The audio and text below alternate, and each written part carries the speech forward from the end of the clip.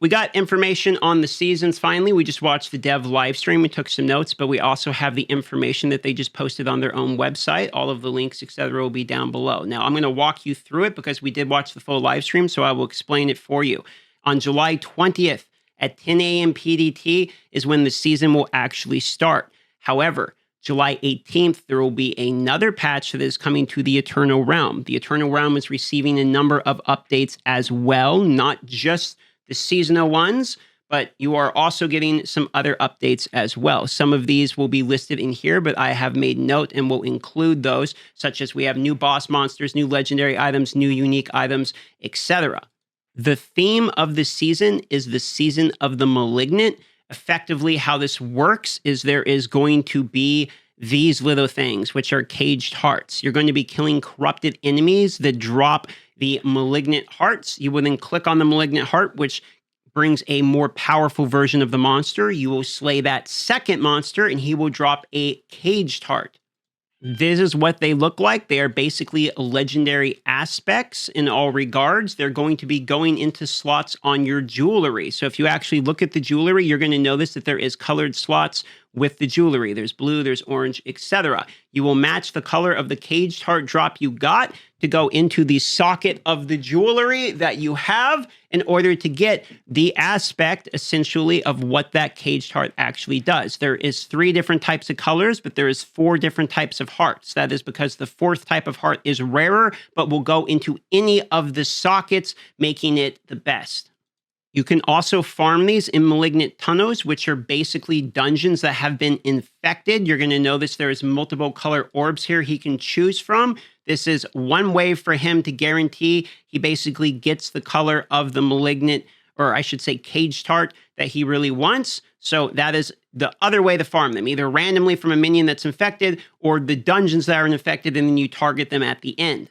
There are 32 malignant hearts or caged hearts, the ones that go in the socket. So it's effectively almost like 32 new legendary items that will be accessible to you. Now, they did state there is going to be new uniques, new legendary items as well that is going to the Eternal Realm. From what I know, there's 6 new unique items. We don't have details on what they are. And there's 7 new legendary aspects. We don't have details on those either. Common question is how new characters will work. You will need to make a new character if you want to play during the seasons. However, like I said, a lot of these types of updates will be going to the Eternal Realms, but not the seasonal mechanics from my understanding. So if you want to experience the Malignant stuff, you will make a new character for the new season. Now, you can skip the campaign, but you do have to have already completed the campaign to participate. Your mount will be available immediately. And as they've stated previously, all altars of Lilith will be unlocked with the renown and the stats acquired in all previously discovered areas of the map. What they mean by previously discovered areas of the map is any place you have uncovered, and any of the renown from uncovering those areas, as you can see, I have 73 out of 76, that will actually be carried over with you. After this season has ended, the character you made in this progress will be transferred to the Eternal Realm. All items, including your seasonal stash, will be transferred too. You can take this character in the Sanctuary whenever you please, but season-specific features such as the Malignant Hearts will no longer be accessible. That is because the seasonal mechanic is this caged heart, malignant heart thing. The seasonal mechanics are seasonal. The rest of it gets carried over, and the updates to the game will continue to go to the Eternal Realm. So if you only want to play the Eternal Realm, you can experience everything except the seasonal mechanic, essentially. They break down their philosophy during the live stream that is effectively that they want to be able to have, and they use the term extremely crazy builds or, busted builds. They kind of use the terminology that they want things to feel extremely powerful. They want you to feel broken. They want you to feel like you're destroying stuff. So if you haven't felt that way in the normal Eternal Realms, that's what they're trying to make the seasons effectively accomplish. Try to give you that power fantasy.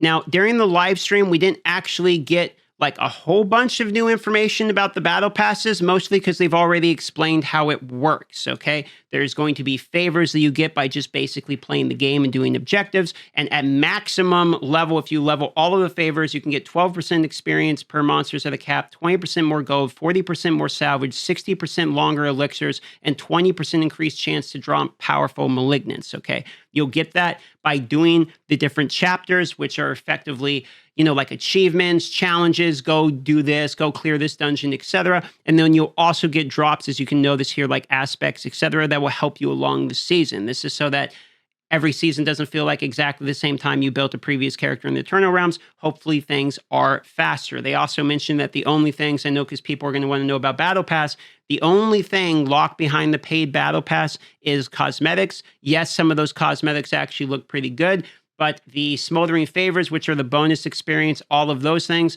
everything other than the premium version of the cosmetics, and there are even some free cosmetics, everything else is 100% free. So you do not need to buy a battle pass. You do not need to pay for seasons. You don't have to do anything unless you just want some of the skins.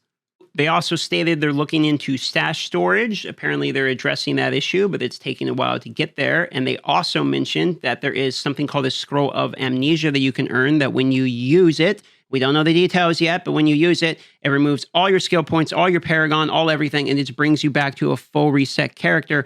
That way you can basically do another build. It seems like these were some of the most common complaints we're hearing from people, so they're addressing those, that there is something to handle that coming in the future.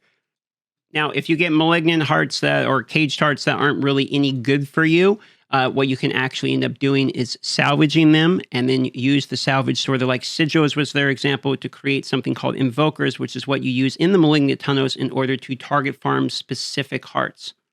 They are also buffing Hell Tides, which should come out literally today. You will be able to target farm unique items from Hell Tide. So now when you open a Hell Tide chest, it has the opportunity to drop a unique item. And because the chest either target gloves or helmets or what have you, now what you can do is actually open each chest for that one. Let's say you want a Tempest Roar, you're just going to farm and open helmets over and over again till you get a Tempest Roar. That is one such way to do it, for instance. No mention of whether or not super rare uniques would drop from these. I don't think so, because you have to kill 85 plus monsters, was it? And this is a chest. But they did say you can now get uniques from Hell Tides. There is currently a maintenance warning because they're going to be performing a live maintenance today, as a matter of fact, 2 p.m. PDT, the 5 p.m. PDT as well. So if you're bored, you can come hang out during the live stream, which will be in the pinned comment. But this is also going to be when they're adding this Hell Tide change in.